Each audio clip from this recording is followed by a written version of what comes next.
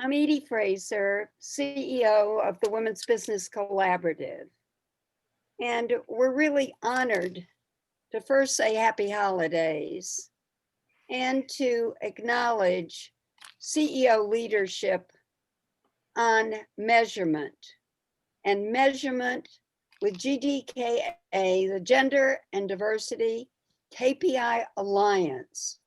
So together with their co-leads, Lorraine Hariton, CEO of Catalyst, Subha Berry, CEO of Working Mother Media, and WBC, we're thrilled to host the call. All companies must move the needle with measurements, and it takes great CEOs like the ones today we have from Ancestry, Genpact, and Sodexo.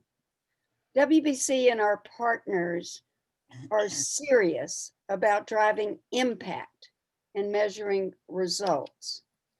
So at the end of this tough year, with COVID raging and the impact of racial injustice and the economic calamities for many, we're seeing good news. The good news is that gender equity is getting new attention. We're getting more women CEOs than ever before. And I think we'll see by February 8.2% in the Fortune. Thank you to Catalyst and C200 for leading that charge with us. We're measuring women and boards of directors every month. We're looking at women in public boards. We had record numbers in October, which was double last year. And for the first time, over 40% women appointed to public boards. And we saw 44 top women of color, 33 Black women named to public boards in October. And the data in November looks the same. So the measurement about change is critical. Thank you to GDKA because KPIs provide that universal measurement against the pipeline. And thank you for looking at your board representation, your representation by employment categories, and your pay equality that GDKA represents. So thank you to the speakers today because of your level of CEO leadership. And also, as we look at the three companies and your teams, we do have to say thank you, Ancestry and Genpact, but Sodexo had over 50 people that registered, including the Chief Administrative Officer, Michael Norris, former officer and WBC board, but all of you.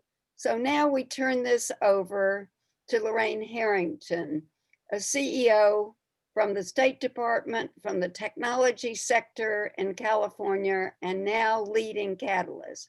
To Subha Berry, whose life has been about diversity, measurement, and change, as she leads Working Mother Media with diversity best practices and culture at work and NAFI and all of the basic areas of driving change. So with that, we turn it over to Lorraine and to Subha, and WBC says thank you for leading with true leadership. Now it's on to you, Lorraine and Subha. Thank you. Thank you, Edie, for that great introduction and for putting some context about this critical time. And we really thank WBC for getting us all together and hosting this with almost 400 people signing up for this call. It's really terrific. And I'm so delighted to be co-moderating with Subha today with this distinguished panel. We really want to, I want to thank you all for taking the time to learn about the importance of measurement in accomplishing DEI objectives. As they say, you can't manage what you don't measure. Companies that measure representation and pay understand where they are and can determine what initiatives move the needle. They are building more equitable organizations and preparing for a future where transparency may be required by regulators and investors. I am sure you all read the NASDAQ announcement yesterday on board diversity, for example. We have a terrific panel today made up of CEOs of 3 organizations who have been visible leaders in prioritizing diversity, equity, and inclusion as a business strategy. They are all on the Catalyst board, members of Catalyst Champions for Change, and founding signatories of the Gender and Diversity KPI Alliance. Join me in welcoming Margo Georgiadis.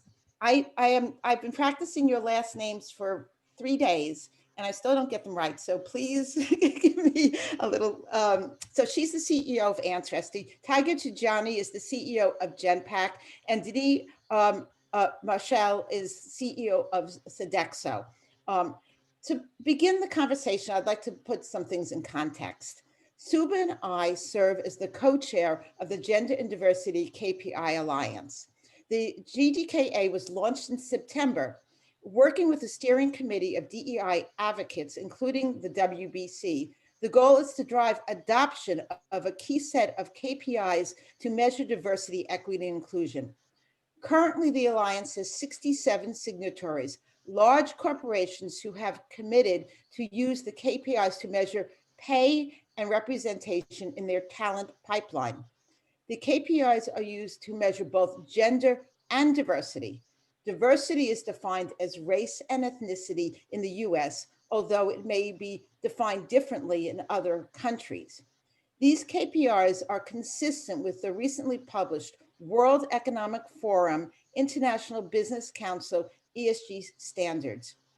Joining the GDKA signals your leadership in promoting diversity, equity, and inclusion. It also connects you to a community that shares best practices like we are doing today. We strongly believe that you need to measure what matters, and that is the focus of our conversation today. With that, I'd like to turn over the conversation to Subha to get us started. Well, hello, and I'm delighted to add my welcome to Lorraine's and Edie's. When Lorraine originally reached out to me with this idea of creating this alliance, I was excited for a couple of reasons. Number one, the idea of getting companies to commit to gather data with no imposition or pressure to share it or make it publicly known, that I think is a great place to start. And I agree with that.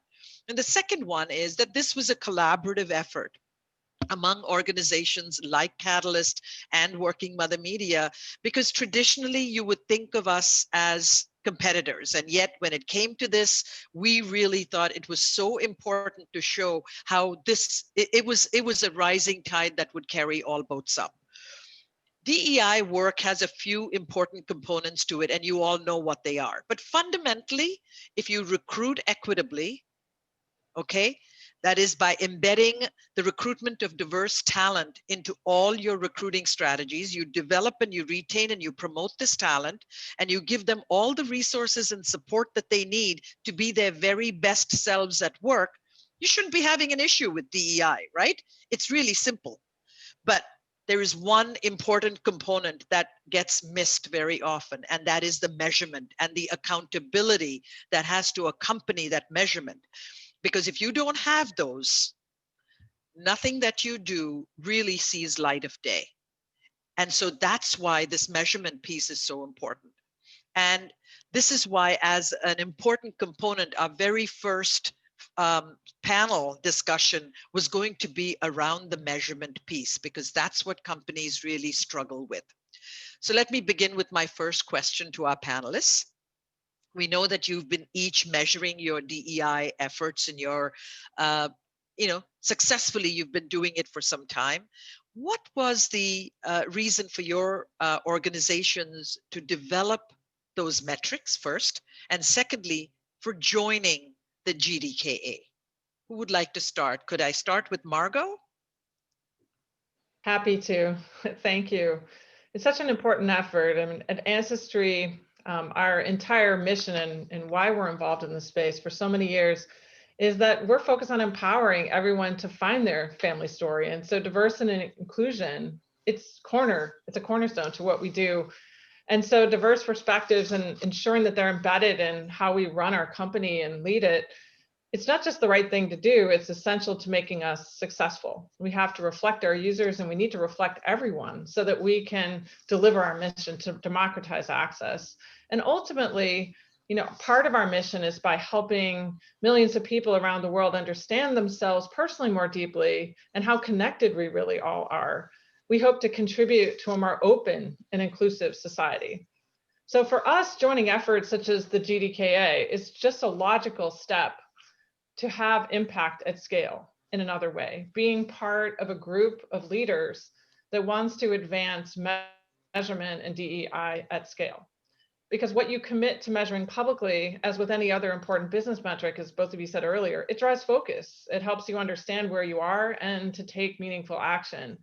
And there's some great best practice guideposts with the GDKA around how you measure progress and where you are so that you can really understand.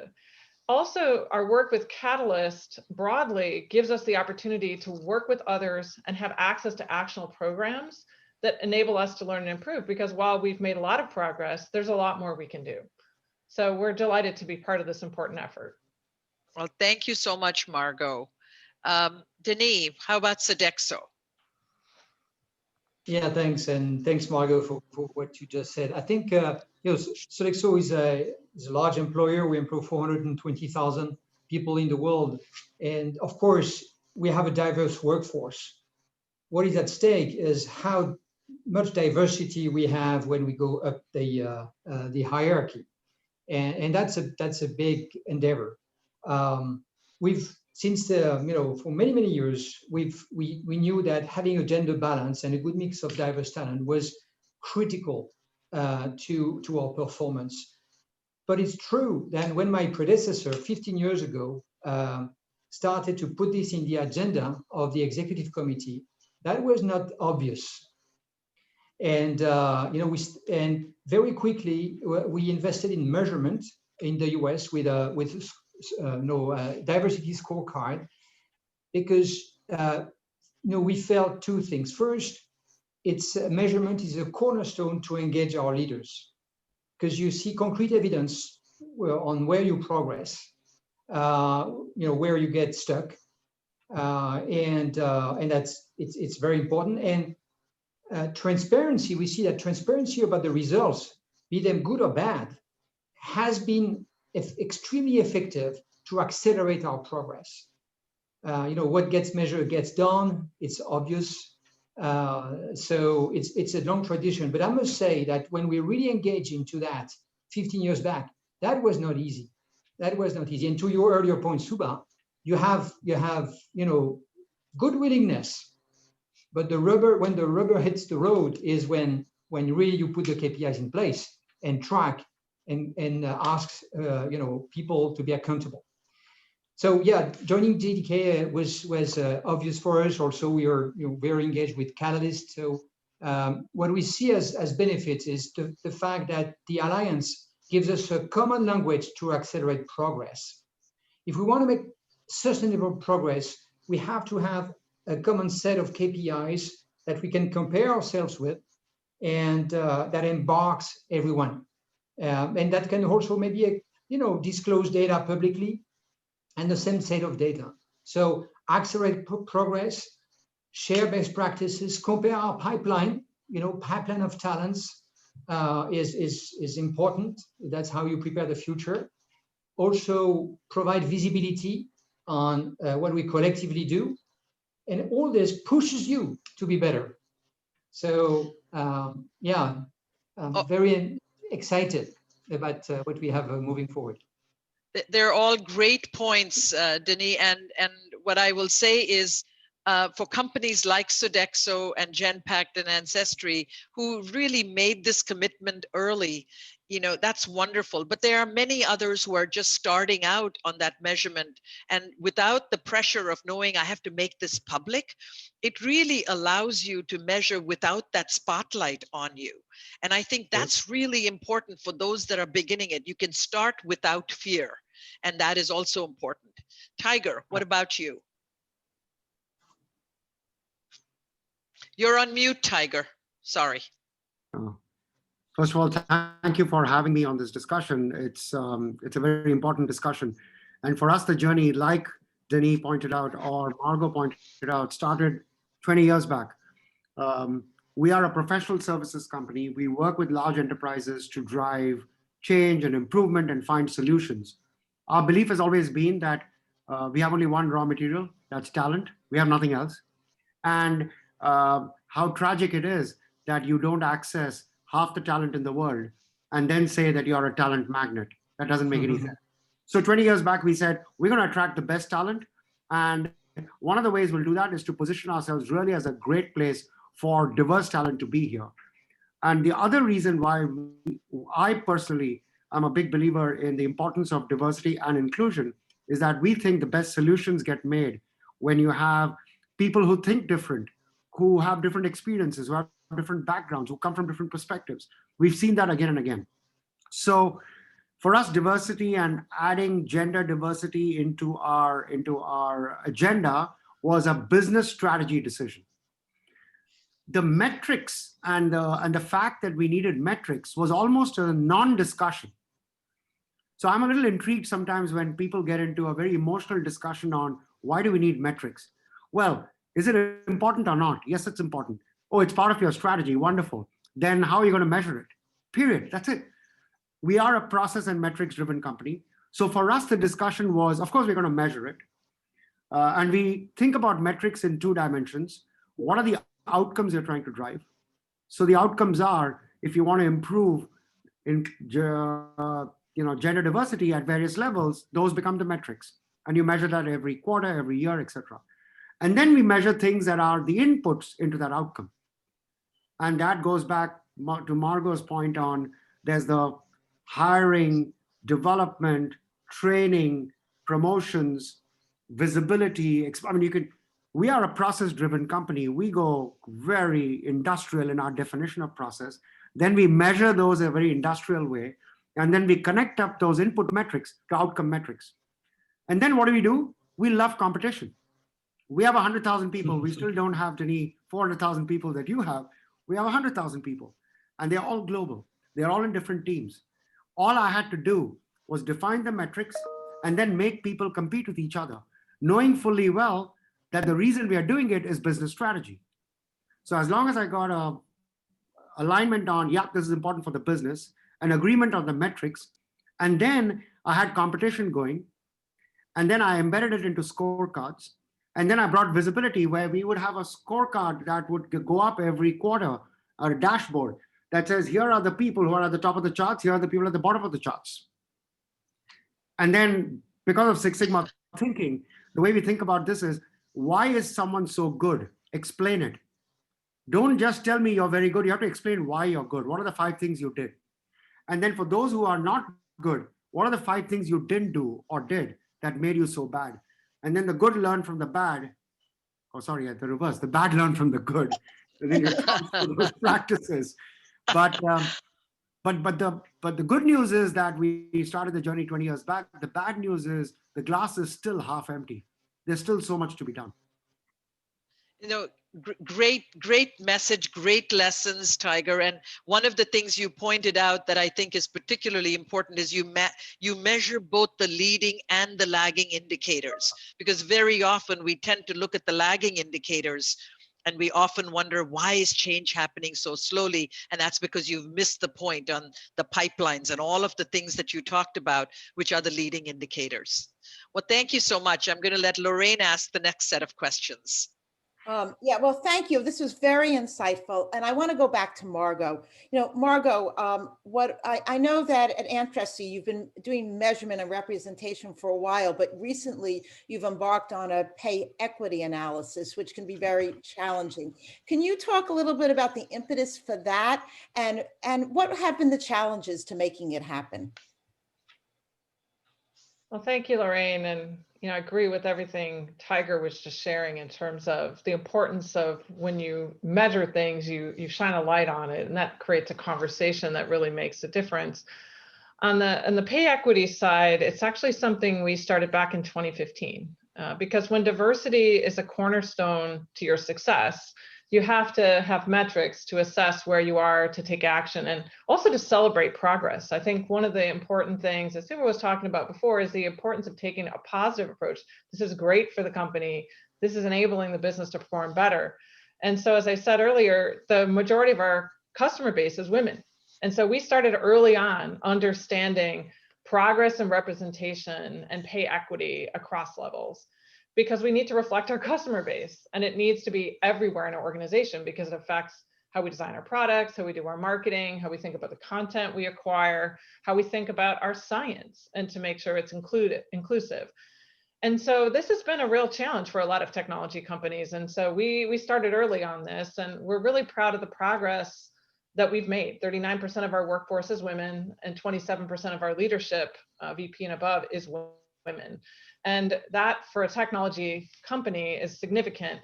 The pay equity piece, what is an important part of understanding and underpinning as you think about that inputs and outputs conversation we're just having. It shows us. And so on that input side, we look at things like size of merit increases, promotion rates, size of equity grants. But we also found some important differences in the outcomes, the pay position between women and men, and that enabled us to take action so that we're actually really making progress on this. And I don't think it's one single metric, as Tiger was saying, it's the inputs and then the outcomes and understanding how those are connected. We're also now obviously more progress, as Tiger said, you're never done. So we're focusing on integrating gender, race, and ethnicity at all of these overall by location and area of the business. And so what we're seeing is that consistent approach to making progress and continuously learning enables us to ensure that we're understanding how diversity is performing. So I don't think about it as just pay equity. I think about it as really understanding the data that shows us whether or not we're truly achieving our objectives around building in diversity across all levels of the company. Thank you, Margo. It's very insightful into what it really takes to make this happen. I want to also ask Denis, and you clearly have made this a priority at Sodexo.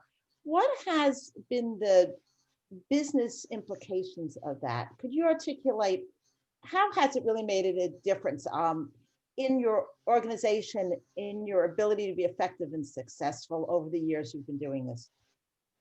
Right. Yeah, thanks. And I'd like to first bounce back on what Marco just said on, you're never done. It's true that it's, if there's a topic that is very humbling, it's this one. You need to, every day work on this and be absolutely convinced. That's, for me, that's the first thing. It has to be carried by the CEO, I believe. And to Tiger's point, we also are a people company. People are our biggest assets. We don't have any factories, etc. And as you said, Margo, so the composition of our teams really reflects the diversity of the population we serve in all the countries. So how can you imagine that our workforce would not also, the diversity of that workforce would not be represented at a higher level?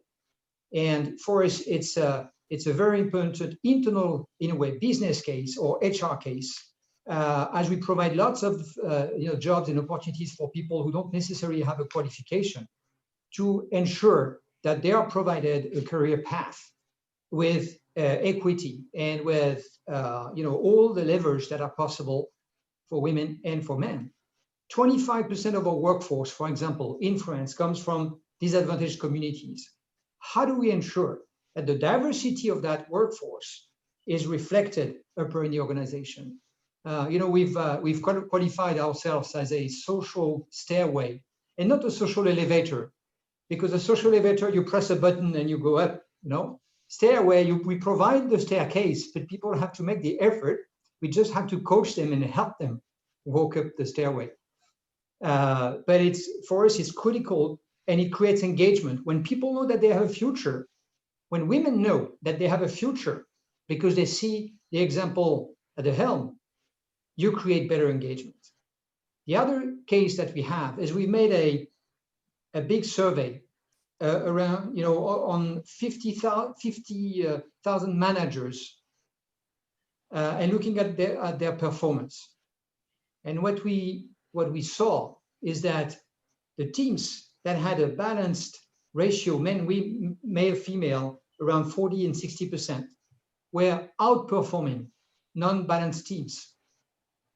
And they were outperforming both on financials, like typically the operating profit margin, and also on non-financial indicators like engagement of employees, client retention, safety KPIs. Mm-hmm. So isn't there any better proof of concept than this measurement, right? So just one thing that I wanted to say: when you start putting KPIs in place, you're not necessarily popular. People see this as a burden. And when you have the conversation saying, people are our greatest assets, and we have lots of KPIs on financials. And of course, financials are important. So you want to have lots of KPIs in financials, and you don't have KPIs on your most precious assets that are people? Doesn't make sense. And that's how you engage a conversation. And I think turn the KPIs from a burden when you start to a real deep motivation for progress. And I think when it gets there, and when people challenge themselves in the in the management team, when they compare the progress that they've done, when they have the conversations, when they share best practice, that's when you know that you've done something different. But if you don't have any KPIs, you don't create those concrete conversations. Well, thank you for those insights, Denis. I want to ask Tiger this as well, because I know that measurement and leadership at the top and accountability are critical to business success and critical to the whole business model of Genpact. So maybe you can give us insights to, what do you do to really lead at the top and lead across the organization around this issue in a way that really creates that accountability? What has been your secret sauce to accomplish this? Lorraine, great question. And I actually love, Margo, your response, and Denis, your response, because many of them resonated with some of the learnings we've had. The one thing very early in our journey that I recognized when I took over as the CEO. So the interesting aspect here is we started this journey when I used to work for my ex-boss who was running the company at that time, great guy. And we all had the same vision on this topic. So we undertook that journey. But when I became the CEO in 2011, which is now 9 years back, there's one thing that I said I have to do, which he hadn't done. And that was, I have to lead by actually example. And I said, there are two places where I am the only decision maker. I can't blame anyone else. I can't blame, the pipeline and the system, and it takes time and all of that. Number one, the board. Just the board chairman and the nominating governance committee and me decide who else to bring on the board. At that time, we had 0 women out of 11 board members. And very quickly, I came to the conclusion that if I have to make a move there, it'll be noticed. And I said, why wouldn't I make a move? Because the theory of the case of diversity applies to all levels. It applies to the board as well. So I took it to our chairman. It was a 60-second conversation. And he said, it's amazing that we never talked about this. And he said, it tells you how blindsided sometimes we all get. And then 5 years later, we have 4 board members. It's now 9 years later, but 4 years back, 4 board members out of 11 who are women. And it's changed the nature of some of the conversation on the board. I think our board has always been very collegial. I just think it's become even more collegial. I think it's become even more collaborative if it's even possible, because we've always had a collaborative board. But the more important thing is everyone in the company noticed it.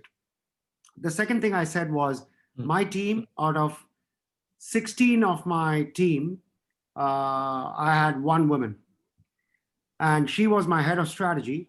And she also led diversity and inclusion for the company. And I remember a very interesting conversation she and I had where she said, Tiger, how are we going to change this team? I said, okay, let's actually partner together and change it. And then I dragged my HR leader in. And then today I have 6 women out of 15 as the leaders who lead. So my chief strategy officer, she's only 3 years in the job, Katie Stein. She joined from the outside. My chief marketing officer. My chief strategy officer, she moved to lead my insurance business. My chief transformation officer, my general counsel, and my chief of staff. And what that has done is it has attracted more women into 1, 2, 3 levels below.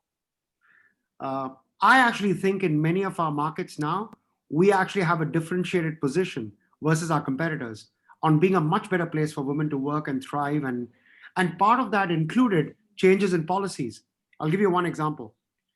I've lived in the US for many years. I've just moved to London to operate for a couple of years from here. But otherwise, I've been in New York for 10 plus years. So I'm going to say something that, I don't know, Denis, you're based in the US, right? No, I'm based in Paris. You're based in Paris, okay. And Margo, where are you based? You're based in the US? Yes. Yeah. So I'm saying that because what took me by surprise, only when someone pointed it out to me, and who was it? It was one of my women leaders, and she said, our maternity policies are one of the worst amongst our global locations in the US. It's so much better in India. It's so much better in Europe. And she said, it's the worst in US. I said, I can't believe it. Why would it be the worst in what is considered to be the most developed economy in the world? So I walked up to my HR leader and said, this is crazy. And he said, I guess it's because we are following what the law of the land requires. I said, the law of the land in the US requires only this? And he said, yeah. I said, I don't care about the law of the land. I care about what's right and what's right for the company. 2 weeks later, we changed the policy to actually be a uniform policy across the globe. Well, obviously, it is far more liberal than what the policy that is required in the US. But those changes wouldn't have happened unless you have someone who is in the team who is capable of actually walking into your room and saying, guys, we need to take a look at this. It's wrong. The other change that we made recently, about a couple of years back, was to actually have paternity leave that is the equivalent of maternity leave. So we have the opportunity for men to come to us and say, we're having a kid, I need 6 months off. Now, the interesting problem that society has is that, except in the Nordics, people haven't taken it. And that's a societal problem. I think collectively we have to change society over time, but at least within the company we can change.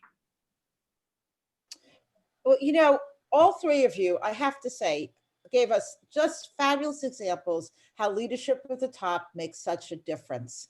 And I want to thank you all for talking us through that, because it's such a great example. And this is going to go on the record, to really say, what does it really take to drive change? And starting at the top is really what is critical. So I'm going to turn it back to Subha to continue the conversation, but I want to thank you for all those testimonials about how you're accomplishing these great results.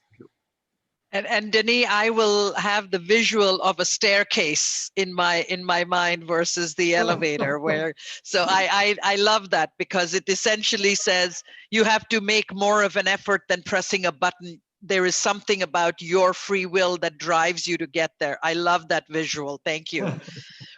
My next question to you three is going to be around accountability. And our research, Working Mothers research, has shown that time after time, if you want to get results in demographics and pay equity, organizations will need to hold their leaders accountable. You can do it either through performance reviews, compensation, other things that are baked in, so that the D&I metrics are not sort of a standalone somewhere on the side, but are core to their job responsibilities, not an also ran approach.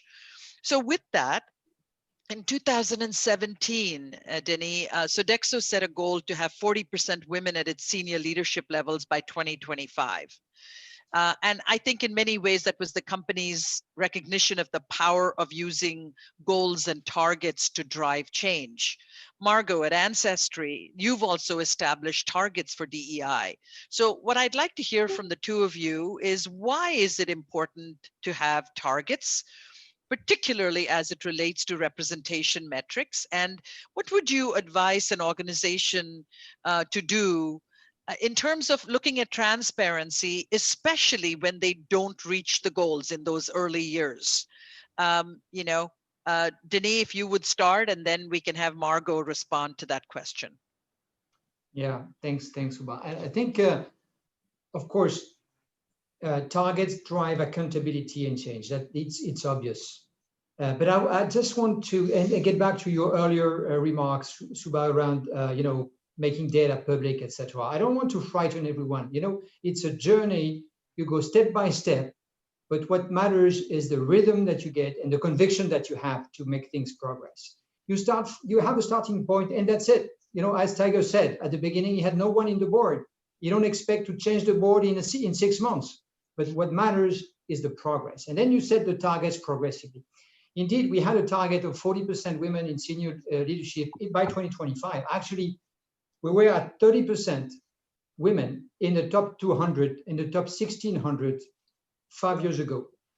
We've now reached 5 years ahead, 40% in the top 200, and we are 36% in the top 1,600.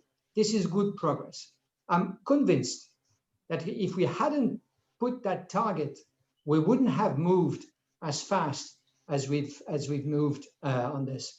It's always like this. If you want to jump, you set yourself a target, then you'll make the extra effort. Otherwise, it's just business as usual. We've also put, in the performance shares of our senior leaders and executive committee members, we've put that target that creates some momentum. As far as the transparency, I think you have to have internal transparency because that's how you progress. I wouldn't go into, and we've never gone into a name and shame type of attitude, but much more into encouraging people, having the right conversations with the people that struggled. To give you an example, we have an oil and gas business segment. And many of you know that in oil and gas, that's not where you find the highest proportion of women executives. At this moment, we have a balanced executive committee of our gender balance of our energy and resource business. Because they've done the effort, they've progressed, they were sort of lagging behind, and we've accompanied them. So it's much more about coaching people, about explaining and showing the good examples that we see in other companies, like the exchanges that we have at Catalyst, for example, but also people in other business units that have made good progress, and really going into, as I said, much more of a coaching mode and having those targets in mind.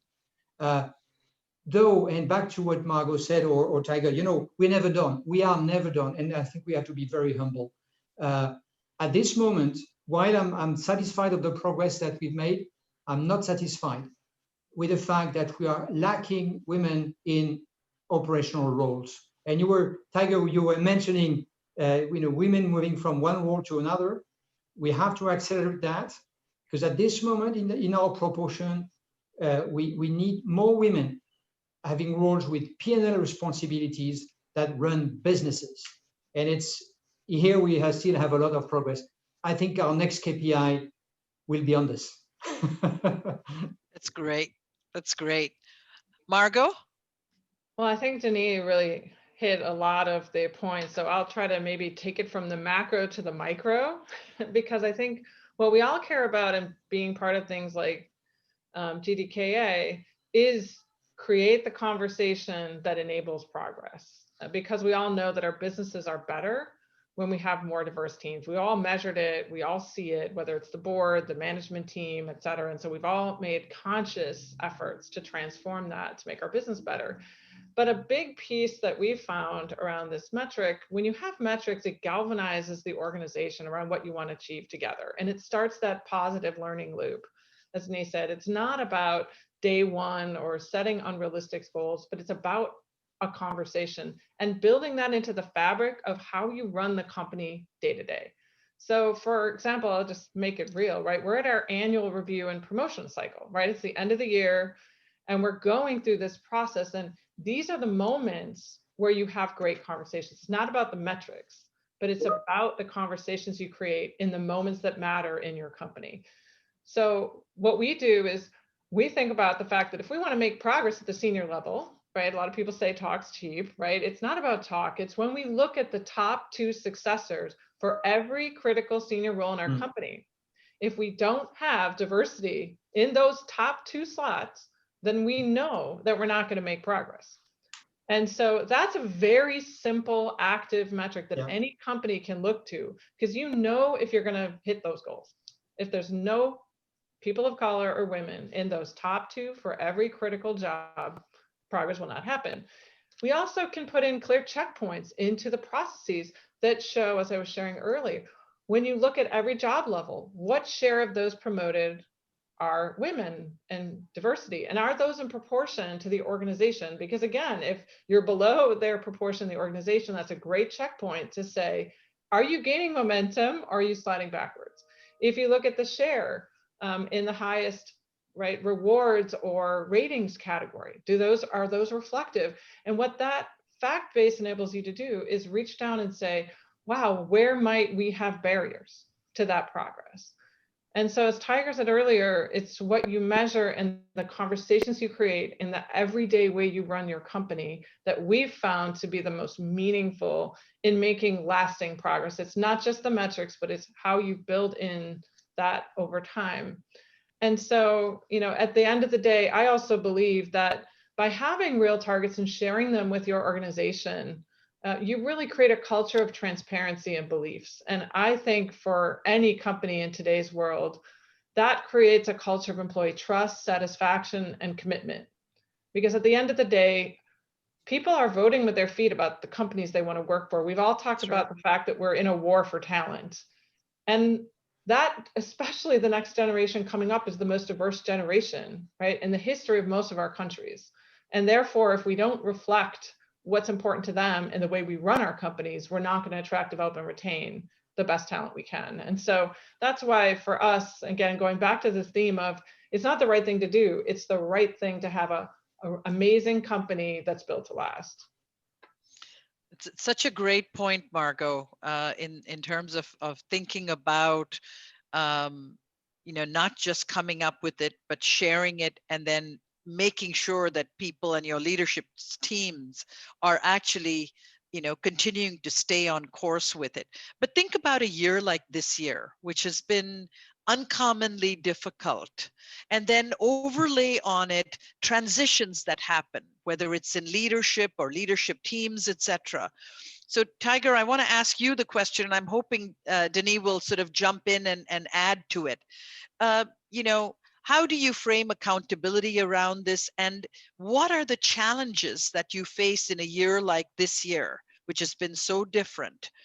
And what do you do when things don't go your way? Wow. The fact that this year is different has been obvious. So the interesting thing that we found, without necessarily searching for it, is this year has highlighted the importance of having diverse teams probably more than any other year.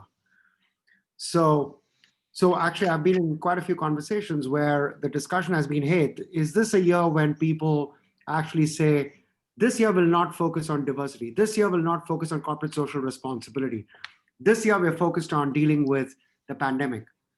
No, dealing with the pandemic actually means you got to focus a lot more on the community. You got to focus a lot more on diversity because, for example, the realization that if you have a diverse team, you have conversations around what happens when kids are not going to be able to go to school. How does that change the ability for my global insurance leader to be able to, work the schedule that she used to work it? And why not? It's not often only her. My chief commercial officer, he has come and spoken to me about the same challenge he has. Right now, the sensitization to that topic has probably been more acute this year than ever before. And then you start thinking about, okay, how do I make sure people have the courage and the openness to be able to raise their hand and say, I'm not available from 4 o'clock in the afternoon till 8 in the night, and then I'll log back in for a couple of calls. So we actually talked about it in our teams and said, let's actually publish. And I said, here's my 10-point agenda. And I actually published the 10 things I'll run my life with. And I said, for example, at 5 o'clock every evening in New York, I'm going to shut down. I'm not going to be available for calls for 3 hours. Because I said, I want to go for my run and I want to cook. Because my wife was actually in lockdown in India and I was in lockdown in New York. So I was alone at home. And I said, for 3 hours, I need my time to cook and I need my time to have dinner and I need my time to run. And then I'll be back up. If I hadn't told my team, they wouldn't have. Then when I decided to take a week off on vacation, I did what I normally don't do. I completely shut down. I disconnected myself. That took my team by surprise. The reason I did it was because I knew they wanted to do it, but they wouldn't do it unless I did it. So you have to be a role model for some of these things. And I think COVID-19 has just made that empathy come to life. And I hope we never ever lose it. Well, thank you so much for that. And Denis, specifically, I wanted to ask you about this notion of organizational change. And when that happens, how do you continue to keep that thread consistent and constant? The commitment, not just overall to diversity, but to measuring the same things that have been measured, because we heard from all three of you that that kind of consistency in measurement is really, really important. Yeah, absolutely. I think that was, of course, that was absolutely unexpected. And that it actually became a great stress test for our culture on diversity and inclusion. And I must say that our teams have been amazing, coming together. We needed everyone on board. We needed everyone, all hands on deck. And all the teams with their diversity, with the supporting one another, have been amazing.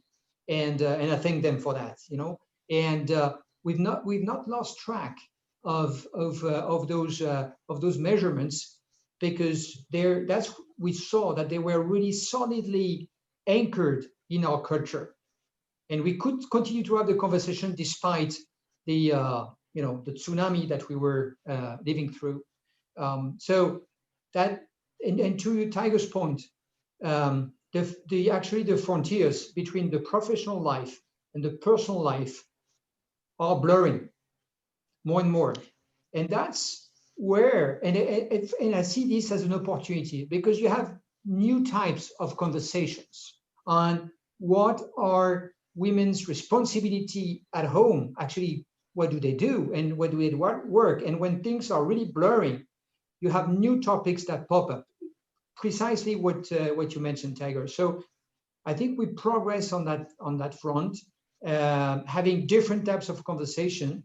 But I must say that our culture has proven solid, because we did not lose the focus on that measurement. And the progress that I was mentioning has happened over the crisis. So that makes me really positive for the future. That's great. We have about 6 minutes left. So I really would love to take some questions from the audience. We have some amazing questions. So I'm going to scroll through and look at them. We ourselves had a couple more questions for you, but I think it's important to hear from the audience. Let's go up and take a look. Here's a question from Lakshmi Vavilala.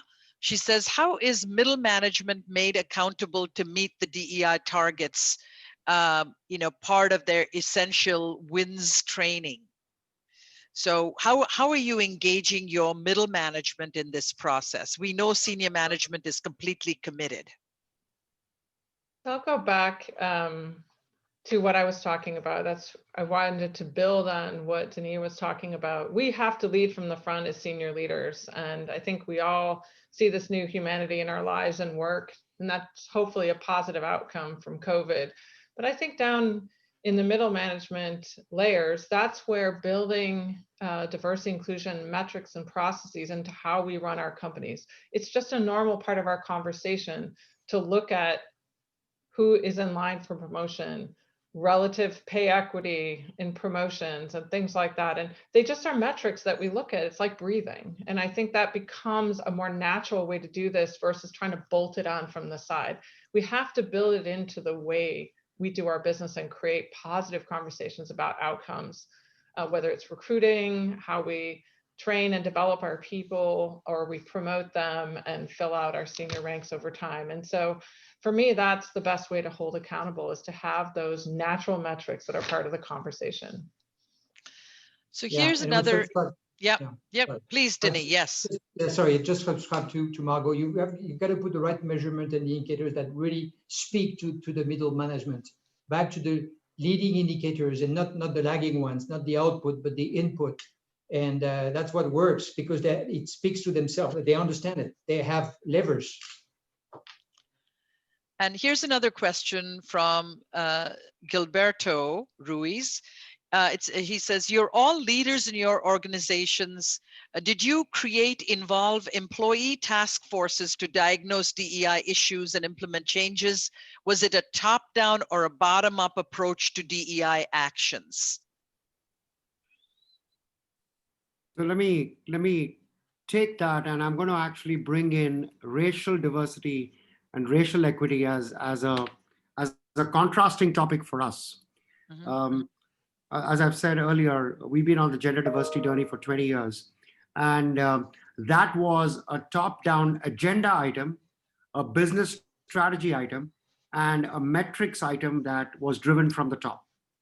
And then over the years, we've engaged various groups in various forms to give us inputs. So I'll give you one example. One of the big inputs we got about 7 or 8 years back was that we're making progress at the top. We're making great progress at the bottom. We are losing in the middle. We're not making progress in the middle. So we actually ran a campaign, and my diversity leader, she ran the campaign, where we engaged a whole bunch of people at the grassroots middle level and said, what is the problem? And we narrowed it down to choices that women make at various stages in their life where they step out of their careers, and then they find it very difficult to come back. So we actually changed some of our processes of hiring, attracting talent in the middle of their careers back, etc. And that to me was a grassroots driven agenda. But the overall program was a top-down driven agenda because it is obvious. Now let me switch to racial equity. We hadn't picked a top-down agenda on racial equity because my perspective was, let's first solve the problem that pervades all across the globe, which is gender. If we can't solve that, we really have no right to solve many other diversity problems that exist in the world. We can't even claim one victory. And then the events of the last 6 months demonstrated to me that you can't wait. So we said, we're going to jump on this now from the top. However, this time, instead of saying we know what to do, we actually built a grassroots movement in the US, Canada, and the UK, just 3 geographies, where we have about 13,000, 14,000 people. And we said, tell us what the issues are. Because the conclusion we came to is that there are not enough leaders who actually know the problem. So we have no right to say we know the answers. So I think it's 2 different approaches. We've made some beginnings of the progress on racial equity. I can tell you that the passion that the team has to make even more accelerated progress there, given our 20 years learning on gender, tells me that we'll make some substantial progress in the next 3 to 4 years. We continue to have amazing questions, and I know we'll make them available to the panelists, but I think we are coming to the end. Is this the wind-up time? Do we end at 2 o'clock? Yeah, I think Would you wind up, Lorraine? Yeah. Yes, I'm gonna wind up. This has been an amazing discussion, and we have, as Subha said, a number of other questions, but really, very insightful. So I want to ask you, any of you have not been involved in the GDKA, to look at joining us, to go to the website at gdka.org, because so that you can demonstrate your leadership, be part of this community, talk about what needs to be done. We plan to have education series. This is one of them. We have one on December 14th with Melanie Parker, who's the CDO of Google. So, clearly we are on a journey together. We have a lot to learn from each other. And I want to thank everyone on this panel and the Women's Business Collaborative for supporting us in this effort. And thank you all. I wish we had more time. So I think to Lorraine Harrington, to Subha Berry, and to Denis, and to Margo, and to Tiger, what retrospect we've got now as we think about leveraging numbers and change and measurement matters with great humanity and humility at every level, the way you've presented. And the video is out for everyone to share. The questions and comments coming in, I think all three organizations will really review. I think that everyone, the hundreds on the call, and we're seeing on the videos, hundreds watching and listening, that we are just grateful for true champions of setting targets and driving change. So to Catalyst and to Working Mother Media, to our partnership with 43 organizations, we're blessed that we're driving gender equality and diversity and equity together.